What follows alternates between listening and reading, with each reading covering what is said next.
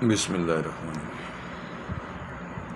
अच्छा बच्चों, ये इसका MTH 101 का पार्ट 2 है। कहते हैं let the solid generated by the region enclose between this and the x axis revolve about the y axis which of the following equation gives the volumes of a solid by the cylindrical shells. इसमें आपने कुछ चीज़ें ज़हन के अंदर रखनी है कि ये कहना क्या जा रहा है असल में। आंसर तो इसका ये है, ओरिजिनल फार्मूला भी ये है, लेकिन थोड़ी सी मैं आपको इसकी सेंस दे देता हूँ। ठीक है, ये फंक्शन हो गया, ये एक्स की दो वैल्यूज़ हो गई। ठीक है, उसने कहा है कि एक ये कर्व ऊपर है और नीचे से इसने बंद होना है एक्स एक्सिस से। ठीक है, मिसाल इसकी मैं ये बता देता हूँ आपको। तो फर्ज करेंगे आपके पास ये यूं बनता है, ये कर्व है आपका,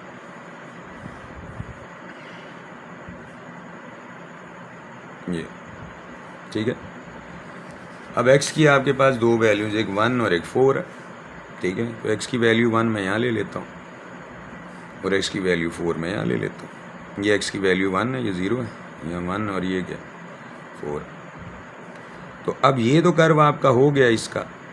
वैसे तो ये लिखा तो ये यूँ होता है, y square is equal to x की एक वैल्यू के मुकाबले में y के दो आंसर आते हैं, एक ऊपर पॉजिटिव होता है नीचे नेगेटिव। लेकिन उसने चूँकि ये वाला हिस्सा लिया हुआ है तो वो बात करता है सिर्फ इस हिस्से की। ठीक है, तो मैं इतने हिस्से पे ड्रा कर लेता हूँ, ये आपकी आसानी के लिए बता रहा हूँ। तो वो नीचे से ये एक्स एक्सिस है, एक्स एक्सिस की अपनी मसाफत तो y इज इक्वल टू 0 होता है, ऊपर ये इक्वेशन, यहाँ x की वैल्यू 1 है और यहाँ पर क्या है 4। आई बात समझ? तो ये आपके पास इसका हिस्सा बनता है जिसके लिए वो वॉल्यूम की बात करता है। वॉल्यूम के लिए थर्ड डायमेंशन होती है जिसमें इंटीग्रेशन यूज़ हो जाती है आपकी। तो ये इसका फार्मूला एक्चुअली यूँ बनता है, एफ ऑफ एक्स इसी को कहते हैं वाई की जो वैल्यू होती है, ये ए और बी होती है।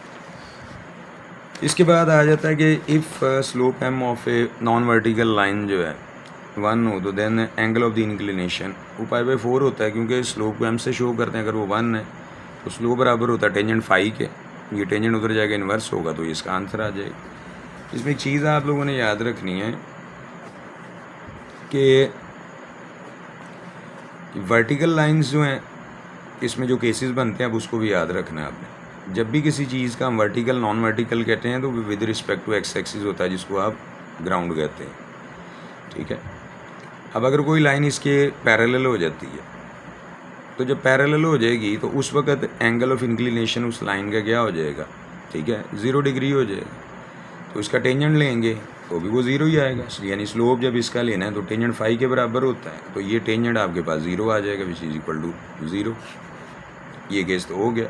अब अगर यही लाइन जो आपके पास है वो एक्स एक्सिस पर परपेंडिकुलर हो जाती है, मैं इसको L2 ले लेता हूँ, 90 डिग्री हो जाता है अगर आपका फाई, तो देन क्या होगा, टेंजेंट जो आपके पास फाई है, स्लोप जो आएगा 90 डिग्री, वो तो अनडिफाइंड हो जाएगा। ठीक है, अब स्लोप आपके पास ये दो एक्सट्रीम है, इनके दरमियान में फिर नॉन वर्टिकल लाइन आ जाती है। नॉन वर्टिकल के भी केस दो बन जाते हैं, एक 90 से कम एंगल का होता है, एक ज़्यादा का होता है। मिसाल के तौर पर ये आपके पास है, ये 90 से कम है।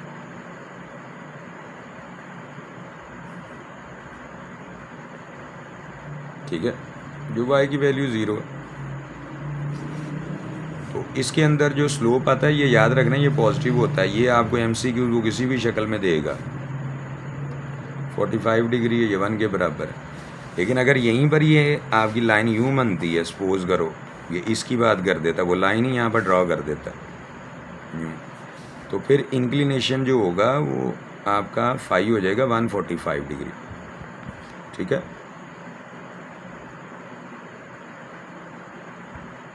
135 सॉरी। तो फिर उसका जब स्लोप लेंगे तो वो नेगेटिव निकल आता है। ठीक है, यानी टेंजेंट ऑफ 135, तो ये नेगेटिव आंसर आता है। तो ये याद रखना है आपने, जब स्लोप 0 होता है तो इंक्लिनेशन 0 है, जब स्लोप अनडिफाइंड होता है, यहाँ लिखा भी हो सकता है अनडिफाइंड, तो उस वक्त स्लोप जो आपके पास इंक्लिनेशन एंगल है वो 90 डिग्री है। अगर स्लोप पॉजिटिव है तो एंगल क्या होगा, लेस देन 90 डिग्री हो जाता है, ये याद रखने की बात है। और अगर स्लोप नेगेटिव है तो एंगल क्या हो जाएगा, लाइन का जो भी है, ठीक है, वो वो 90 से बढ़ जाता है, जिसको एब्ट्यूज एंगल भी कहते हैं, इसकी एक्यूट एंगल भी कहते हैं, ठीक है। ये एक्यूट एंगल होता है जो लेस देन क्या होते हैं, 90 होते हैं डिग्री। ऑब्ट्यूज एंगल कौन से होते हैं, जिनको हम क्या कहते हैं, जो ग्रेटर देन क्या होते हैं एंगल्स, ठीक है, कोई भी एंगल जो ग्रेटर देन क्या है 90 डिग्री होता है, उसको ऑब्ट्यूज एंगल कहते हैं। तो ये मुख्तलिफ ट्रिक वो को यूज़ कर सकता है। इसके बाद आएंगे आप, तो वो कहता है जी कि the Pythagoras theorem describe the relationship between, तो वो आपको पता है कि 90 डिग्री के लिए होती है राइट एंगल ट्रायंगल के लिए कि हाइपोटेनियस जो होता है वो स्केयर बराबर होता है इन दोनों के स्केयर के सामने। फिर वो कहता है इफ़ एक quantity y depends on another quantity x in such a way that each value of x determines exactly one value of y, we say that y is a dash of x। वो function होता है, ठीक है। अब इसकी एक पहचान आपको बताने लगा। ये तो लिखा हुआ है, ये तो फंक्शन ही है। अगर आपसे वैसे भी एफ बाजू का एफ लिखा होता है, लेकिन वो रिलेशन होता है, फंक्शन नहीं होता। वो फिर रूटीन के अंदर तो कर लिया जाता है। उसका पता कैसे चलता है, अगर जब तक एक y की वैल्यू 1 रहेगी ना, x की जो मर्ज़ी हो, ठीक है, y का एक ही आंसर आए, तो फिर हम कहते हैं कि ये इक्वेशन जो होगी ये किसकी होगी, ये जो इक्वेशन है ये किसकी है, एक फंक्शन की। तो अगर 1 के अलावा कुछ हो जाती है, मतलब ये है, तो ये इक्वेशन फंक्शन की नहीं है, तो इसको हम लिखते हैं नॉट अ फंक्शन। जो फंक्शन नहीं होता उसको भी रिलेशन कहते हैं। वैसे तो इसको भी रिलेशन ही कहते हैं, लेकिन ये क्योंकि रिलेशन से अगले दर्जे पे चला जाता है, तो जो फंक्शन नहीं होता उसके लिए स्पेसिफिकली नाम ही लिख दिया जाता है रिलेशन। इसके लिए एक आपके पास वर्टिकल टेस्ट भी होता है। मिसाल के तौर पर आप अगर इसका ग्राफ बनाते हैं, ये जो है, ठीक है, तो ये वैसे तो ये स्टार्ट होगी, लाइन यूँ जाएगी ये इस तरह कट करती हुई। तो इस लाइन के ऊपर अगर आप कोई भी वर्टिकल लाइन ड्रा करें, कोई भी अदर, तो अगर वो एक ही पॉइंट के ऊपर कट करे तो ये ग्राफ किसका होता है, ठीक है, एग्जैक्टली एट 1 पॉइंट, तो वो फंक्शन का हो गया। लेकिन अगर एक से ज़्यादा भी कर जाए किसी ग्राफ को, मसलन ये इसका जब ग्राफ बनाओगे तो ये यूँ बनता है, अभी बताया था। तो जब आप इसको ड्रा करोगे ना, तो फिर यहाँ पर ये एक से ज़्यादा पॉइंट पे कट कर जाती है। जब वो कर जाएगी तो वो फिर क्या होगा, वो फंक्शन नहीं होता, यानी ये ग्राफ फंक्शन का नहीं है। इसके बाद आ जाता है आपके पास दी ग्राफ ऑफ द इक्वेशन, ठीक है, ये भी पैराबोला था आपके पास, ठीक है। ये पैराबोला अपनी स्टैंडर्ड फॉर्म में जिसमें y का स्केयर होता है। वैसे तो इसमें और भी 2 केस बनते हैं।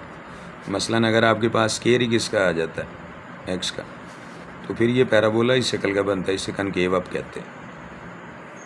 ये ओरिजिन के ऊपर इसका वर्टेक्स होता है, ये होता है x square is equal to y, यानी वाई की एक वैल्यू के मुकाबले में वाई के 2 आंसर, एक्स के 2 आंसर आते हैं, एक नेगेटिव होता है और एक पॉजिटिव होता है यहाँ पर, ठीक है। वाई की एक वैल्यू, मसलन अगर आप वाई की वैल्यू 4 लेते हैं तो एक्स के यहाँ पुट करोगे, अंडर रूट लोगे, एक पॉजिटिव 2 आएगा, एक क्या आएगा, नेगेटिव। तो ये कनकेव अप होता है। जब भी कनकेव अप होगा तो हमेशा आपको ग्राफ की मिनिमम वैल्यू बनती है, यानी ये तो वर्टेक्स ओरिजिन के ऊपर है ना, वरना वर्टेक्स किसी क्वाड्रेंट में भी आ सकता है। तो ये कनकेव अप की कंडीशन होती है। तो कनकेव अप जब भी कोई आपके पास ये होता, तो ये पैराबोला ही है ना असल में, तो हमेशा वो क्या देगा, आपको मिनिमम वैल्यू देगा, ये याद रखना आप, ठीक है। ये कोई रीज़न नहीं है इसकी कि एक्स स्क्वायर इधर लिखा है इधर लिखा, आप इसको यूँ लिख सकते हो, y is equal to x square कर लो, ठीक। यानी एक्स स्क्वायर का कोफिशिएंट अगर पॉजिटिव है, कनकेव अप है, तो वहाँ से मिनिमम वैल्यू मिलेगी। अगर ये यूँ होता y is equal to minus x square, तो ये कनकेव डाउन हो जाना था, यानी यूँ कर लो आप इसको।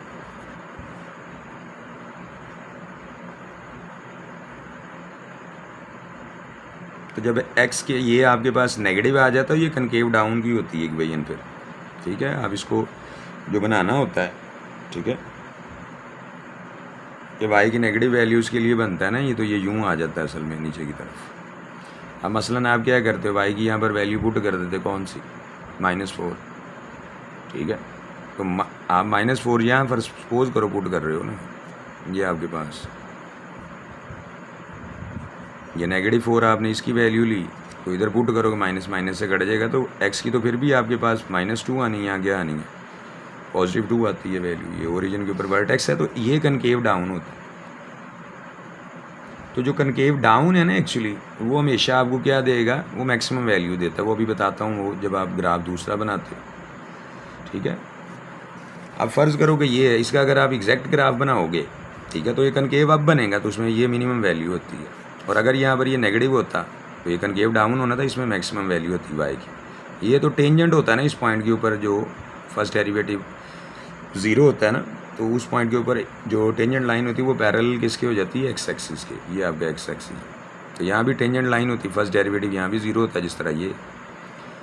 तो सेकंड डेरिवेटिव आपको ये बताता है, ठीक है, उसी फंक्शन का अगर आप फर्स्ट डेरिवेटिव के बाद उसको 0 के इक्वल पुट करते हो, क्रिटिकल वैल्यूज़ आती है, फिर उसी का सेकंड डेरिवेटिव लेके उसमें एक्स की वैल्यूज पुट करते हो, तो सेकंड डेरिवेटिव अगर पॉजिटिव आंसर देगा तो मिनिमम वैल्यू निकलेगी, अगर नेगेटिव देगा तो मैक्सिमम। ये सेकंड डेरिवेटिव टेस्ट अप्रोच है। अदरवाइज़ तो आप इसको यहाँ से भी जज कर सकते हो ना, अगर एक्स स्क्वायर का कोफिशिएंट पॉजिटिव कनकेव आप कनकेव अब हमेशा मिनिमम वैल्यू देता है, अगर एक्स स्क्वायर का कोफिशिएंट नेगेटिव है तो ये कनकेव डाउन होता है और उसने हमेशा मैक्सिमम वैल्यू देनी है।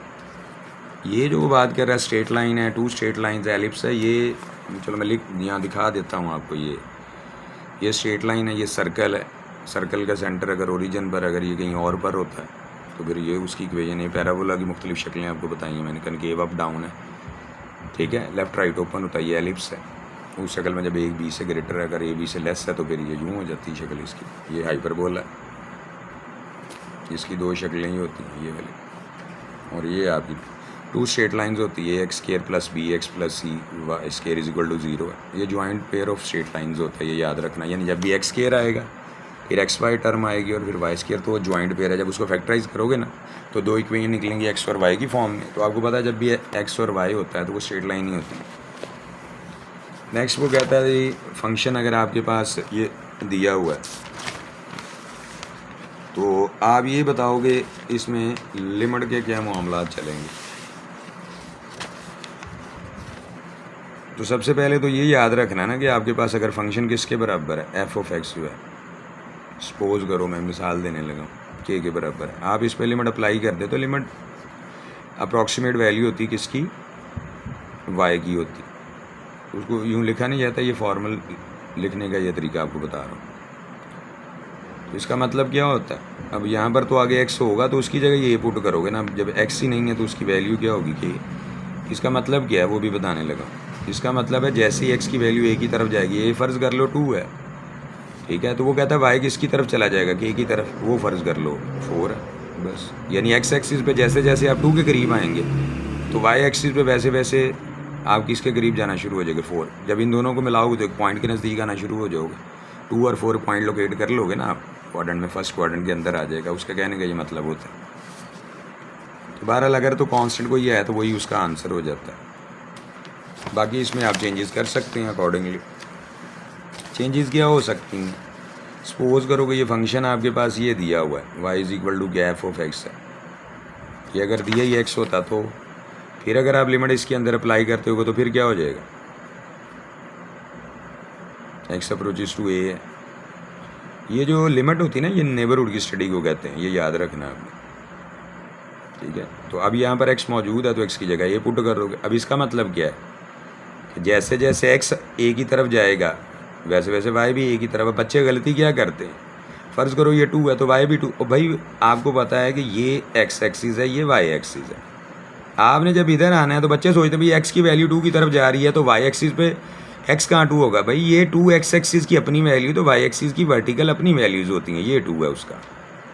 यानी क्या मतलब है कि अगर आप 0 से किसकी तरफ जाते हैं, 2 से 2 की तरफ, तो वाई भी 0 से किसकी तरफ जाएगा, 2 की तरफ। वो ये कहना चाह रहा है सिर्फ, ये वाई की वैल्यूज़ होती हैं बेटे, ये एक्स की होती हैं। ये कन्फ्यूजन क्लियर करो।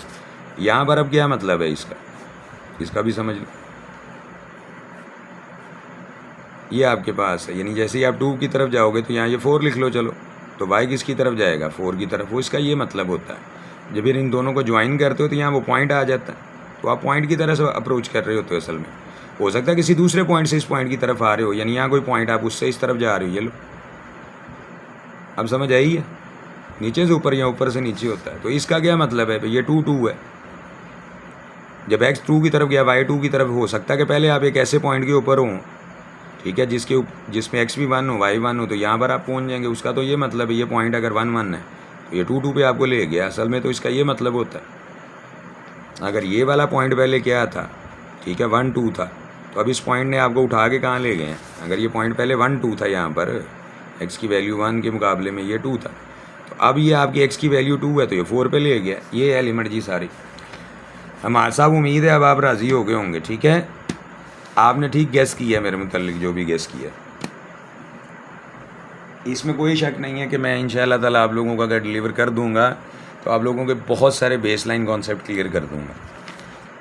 मैं जो आपको बार बार कहता हूँ ना चीज़ों का बच्चों, ठीक है, कि आप बेटे एकेडमी अगर आप करते हैं, हर चीज़ के पीछे पैसा नहीं होता। अब आपको कितना मैं समझाऊंगा यहाँ पर, फिर आपने कहना है शॉर्ट होनी चाहिए वीडियो जी। ठीक है जी, ऐसा नहीं बेटे होता है, ये आप लोगों के लिए मैंने स्टार्ट किया है। उसमें जिस बच्चे ने अलिफ से भी समझना होता है वो समझ लेता है। अब आपके पास अगली चीज़ क्या आती है जी, 1/x² + 2 dx है। ठीक है, पहली बात तो ये है कि ये सवाल इस तरह नहीं होता, इसको समझ लेना अच्छी तरह। ये सवाल इस तरह नहीं है, क्योंकि अगर ये सवाल इस तरह तो इसका सलूशन नहीं निकलता ना फिर सब्स्टिट्यूशन के ज़रिए। वैसे तो मैं आपको निकाल देता हूँ, ठीक है, वो फार्मूला होता है आपके पास इसका 1/x² + a², ये dx, तो ये 1/a टेंजेंट इनवर्स x/a बन जाएगा। इसी की बात करते हैं हम, और किसकी। तो वो तो आप इसके ऊपर अंडर रूट डाल के स्क्वायर तो कर लोगे, लेकिन वो ये कह रहा है कि आप इसको इंडेफिनिट सब्स्टिट्यूशन के ज़रिए करें। अब सब्स्टिट्यूशन करने के लिए यहाँ पर कम से कम एटलीस्ट क्या होना चाहिए, इसमें x मौजूद होना चाहिए। ये सवाल एक्चुअली यूँ होना चाहिए। तो फिर आप इसको पुट कर लेते हैं, t = x² + 2 है, तो ये dt आपके पास क्या आ जाएगा, 2x कांस्टेंट का 0, सारी ये डिफरेंशियल बाद में अलग से आता है, तो ये dt की वैल्यू क्या आ जाएगी आपके पास 2x dx। तो यहाँ से आपके पास ये इसको इधर डिवाइड कर देंगे तो ये dx किसके बराबर निकलेगा, dt/2x। तो यहाँ वैल्यूज़ इसकी पुट करोगे, देयरफॉर i किसके बराबर हो जाएगा, ये x की जगह नहीं, इसकी जगह t करते हो, dx की जगह ये वैल्यू पुट करते हैं dt/2x। तो वो x आपस में कैंसिल आउट होगा, t कांस्टेंट है वो बाहर आ जाएगा, ये 1/t dt है। तो आप नीचे वाले के ऊपर डेरिवेटिव हो तो आप फिर क्या करते हैं, इसको लॉग में लिख लेते हैं, ln t प्लस c आ जाएगा। आखिर में जो t आपने शुरू में सपोज किया वो आप रिवर्ट कर देते हैं, विच इज़ x² + 2। तो सवाल तो ये बनता है ना MCQ की शक्ल में, वरना तो इसको डायरेक्ट भी करना चाहोगे तो होना तो शुरू हो जाते हैं। अच्छा, इसके बाद आपके पास ये लॉग की प्रॉपर्टी जस्ट 1/t है, इसको बटे के ऊपर ले जाओगे, माइनस है, फिर पावर की लगाओगे तो आपके पास क्या हो जाएगा, -1 पहले कोफिशिएंट बन जाएगा लॉग इसका, -1 लिखो या माइनस। याद रखना माइनस कभी अकेला नहीं होता, उसके नेगेटिव या पॉजिटिव बेटे नंबर के साइन होते हैं, अकेले थोड़ी होते हैं। बाकी फिर इसकी ये प्रॉपर्टीज़ और भी हैं, 3-4 हैं जो आप कर सकते हो। मतलब लॉग आपके पास क्या आ जाता है, ये b है, m × n है, तो क्या होता है लॉग m/b, लॉग क्या होता है n/b।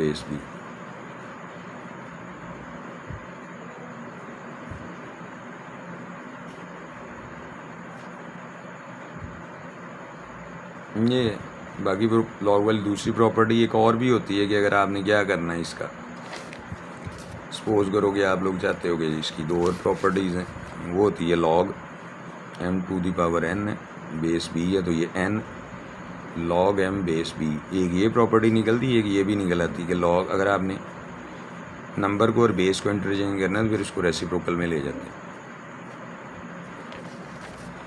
उसके बाद ये दिया गया था how the series can be express in sigma notation. तो सिग्मा नोटेशन के अंदर ये याद रखना कि जब भी अल्टरनेट साइन होते हैं तो हमेशा -1 लाजमी आ जाएगा, ठीक है। और ये बेसिकली हैं ऑड नंबर, तो ऑड नंबर की डेफिनेशन ही 2k + 1 होती है। ये प्लस माइनस की वजह से ये -1 आएगा, पावर इसकी k करेंगे, क्योंकि जब ये इवन नंबर होगा 0 तो ये पॉजिटिव हो जाएगा, जिस तरह 0 2 4 6, ठीक है, 6 तो नहीं आएगा, 0 2 और 4 आएगा, फिर 1 3 और 5 आएगा। तो जहाँ पर 0 पुट करोगे वहाँ ये पॉजिटिव साइन देगा आपको, यानी इवन नंबर 0 4 2 और 4, जहाँ पर k की वैल्यू, तो ये पॉजिटिव नंबर आंसर आएंगे। जहाँ पर आप इसके ऑड नंबर पुट करोगे 1 3 5, उसको हल करोगे तो ये आ जाएगा, ठीक है। ये मैंने हल किया भी हुआ आप लोगों के लिए, दोबारा भी बता देता हूँ आपको। इसका रूल क्या होता है?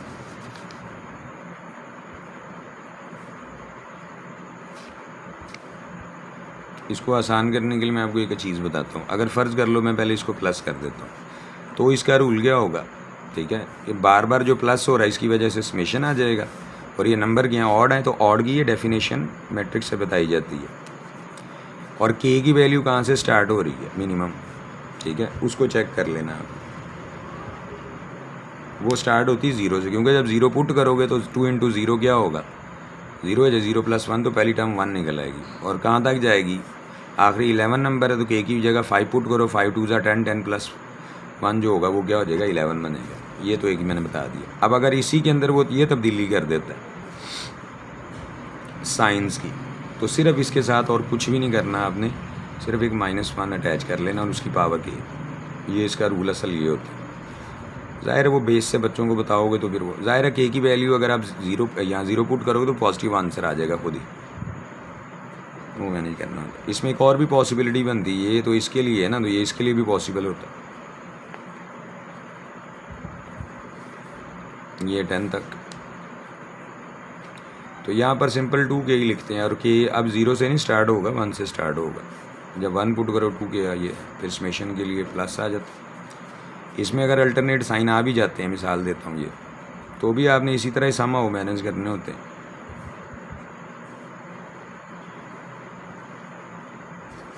तो ये के की वैल्यू कहाँ से स्टार्ट हो रही है? ठीक है, अब के की वैल्यू कहाँ से स्टार्ट करेंगे आप लोग? सोचने की बात है कि नहीं, कि भैया अगर आप यहाँ पर 1 पुट करते हैं तो इसका आंसर फिर क्या आएगा? नेगेटिव आना चाहिए। ठीक है, और अगर 0 से स्टार्ट करेंगे तो फिर इसका मतलब क्या है कि ये टर्म 0 होनी चाहिए, तो फिर इसमें 0 आप ऐड कर सकते हैं, यानी 0 पॉजिटिव है 2 नेगेटिव है, फिर इस पैटर्न पे आ जाता होता है। अदरवाइज़ ये नेगेटिव दिया ही नहीं होगा, तो जस्ट आपने उसी पैटर्न में लिखना। अब इसकी वैल्यू 0 से लेके तो कहाँ तक आ जाएगी? 5 तक आ जाएगी। ये फिर कॉमन सेंस भी अपनी अप्लाई कर लेनी। आई बात समझ में कि नहीं? सवाल के अंदर भी मिस्टेक बाज़-औक़ात होती करने को, तो आप यहाँ पर भी कर सकते हो 0 ऐड, इवन नंबर है वो, फिर भी 0 से स्टार्ट करना पड़ेगा। मतलब आप यहाँ पर 0 लिख ही देते हो। अब समझ आ गई बात? तो ये सेंस होती है इसकी।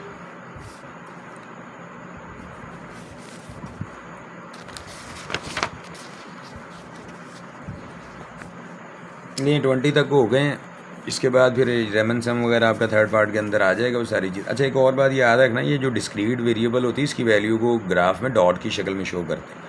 वो आप लोग जो पढ़ने के आदी होते हैं ना, वो रियल नंबर्स के लिए होता है, ये याद रखना। डिस्क्रीट वेरिएबल होता है, काउंट वेरिएबल जिसको कहते हैं।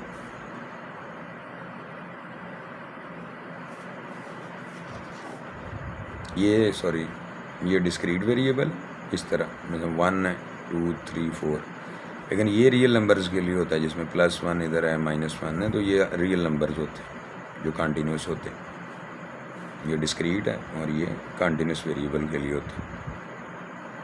ठीक है, जो -∞ जो +∞ की तरफ मूव कर देता है। तो आज के लिए उम्मीद है कि आप लोगों को ये क्लियर हो गया होगा। बाकी कोई प्रॉब्लम हुआ तो पूछ लीजिएगा। ठीक है, गॉड ब्लेस यू।